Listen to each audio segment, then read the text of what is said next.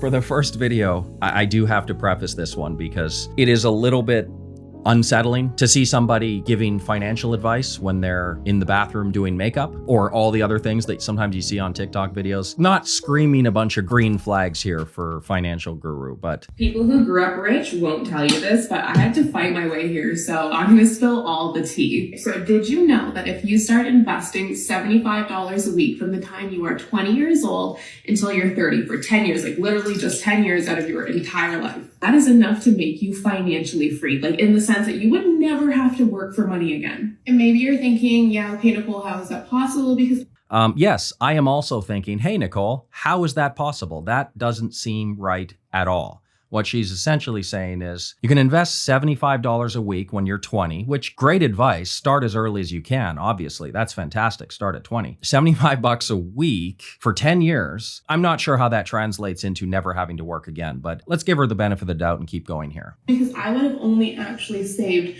$39,000, and we all know that that's not enough to make you financially free. But because you started early enough, okay, compound interest came in, took over, did its freaking thing, and made you rich. That $39,000 turned into $64,000, and that $64,000 grew into over $1.8 million.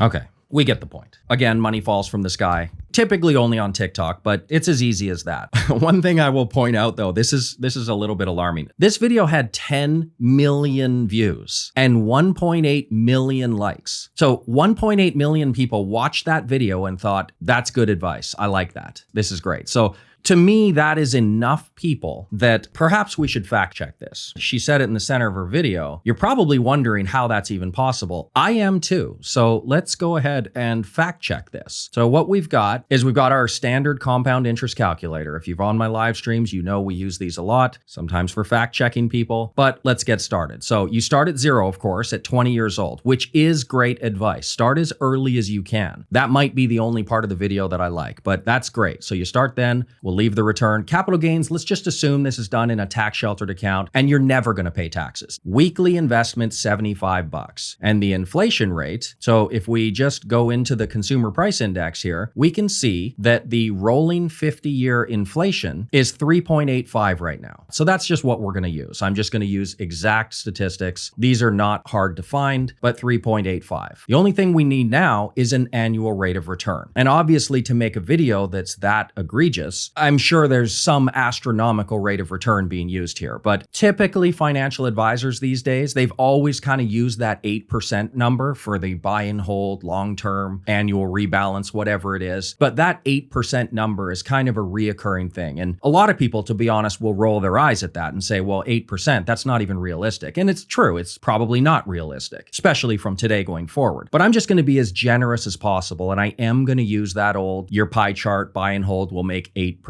per year. But she said in the video, remember, you only do this for 10 years. So I'm going to scroll down. Starting after year 10, you don't have to add any more money. You put your 75 bucks and then you're done. You're good to go. So let's see how much money I have following this advice. $228,000. That's what you're going to have after 50 years. So almost nobody starts investing when they're 20. And investing for a full 50 years, that's asking a lot as well. And 8% return is very generous. And we still only have $228,000. I honestly have no idea what she's talking about. Again, I'm not trying to be insulting, but making videos is difficult. It's time consuming. I know that video was probably only a minute long, but trust me, it probably took her a couple hours. You have to set up the camera. You've got to do a bunch of takes. You've got to edit the thing. You've got to upload it, do all the SEO optimization. Videos take a long time. Is it too much to ask to just take an extra 5 minutes and just fact check it? Just make sure that it's accurate, right? We've got historical data. How long did that take me? 5 minutes to just confirm? Inflation rate is a public number. Choose your rate of return. 8% is ambitious, but okay, we'll be generous here. It took me 5 minutes to fact check this. $1.8 million. That was just